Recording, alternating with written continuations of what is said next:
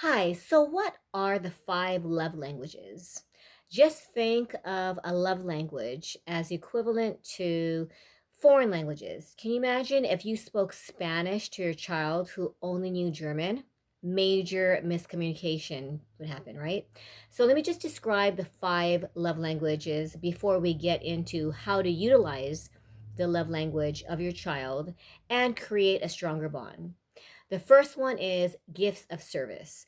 This is a type of child who loves when you help them with their homework, or you might be serving snacks when they're just in their room playing video games, doing homework, just chilling, and they just love feeling that you care about them by making the time to put some peanut butter on crackers and serve them, right? Or put chips in a bowl. My daughter loves when I maybe make dinner and serve it on a tray, give it to her, and it just feels like you're being pampered. Also, helping them clean their room. Can you imagine? Instead of nagging them to clean their room, you actually make it a joint project and you clean the room together.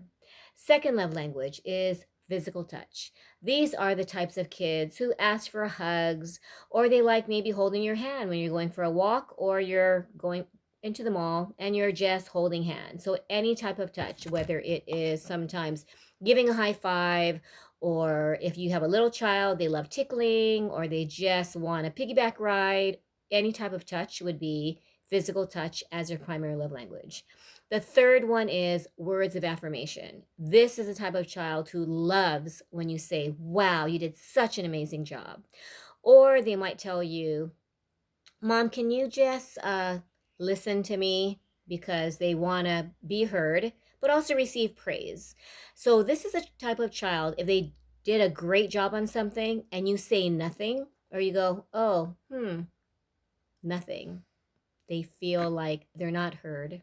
They feel like they're not appreciated, and that all their hard work meant nothing because they want to hear praise from their mom, dad, loved ones. They just thrive on compliments, right? And just knowing that what they did was appreciated through words.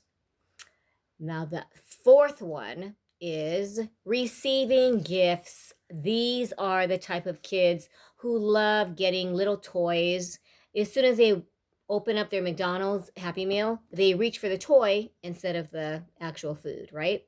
Or they might like the loose change that you give them. You ever went to the store and you get change and you might just have a quarter, a dime, and a nickel? If you give that to a child whose primary love language is gifts, those coins will be equivalent to receiving treasure.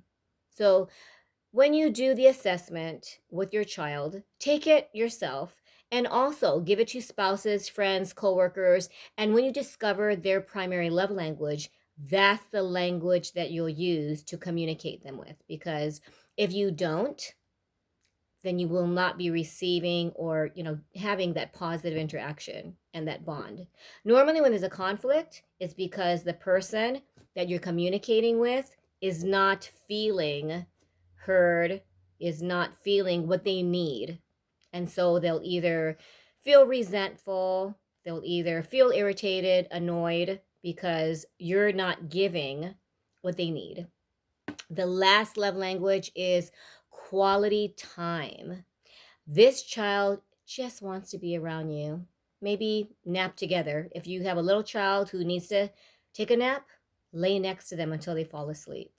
We have the Gibson Girls massage. So even if it's a 3-minute massage, a lotion massage, it could be lower back, which is my preference, shoulders, foot massage, any type of quality time. You're combining, right, the acts of service because you're giving the massage, but it's also just spending time.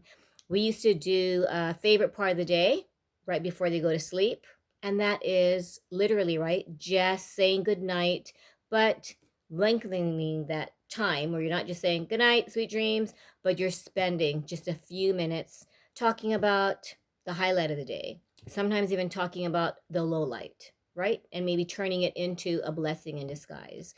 But quality time for kids who really need it, if you give them words of affirmation or you give them positive praise, it's not going to make them feel as loved as actual time. Most kids who don't really want gifts just want time, which is so challenging if you're a mom working an 8-hour shift, coming home, having to do dinner and household chores. Sometimes you might not have energy to give time, but just know that even 3 minutes of your time is worth hours in your child's eyes. So, to recap, 5 languages: either quality time, receiving gifts, gifts of service, physical touch, and lastly, words of affirmation. So keep a little index card, write down the 5 love languages, and during your day, whether you are interacting with your child, spouse, boyfriend, girlfriend, or even coworkers, learn the primary love language, and you will find that your relationships will just amazingly be more peaceful and less painful. Okay? Hope you learned something from that. Bye.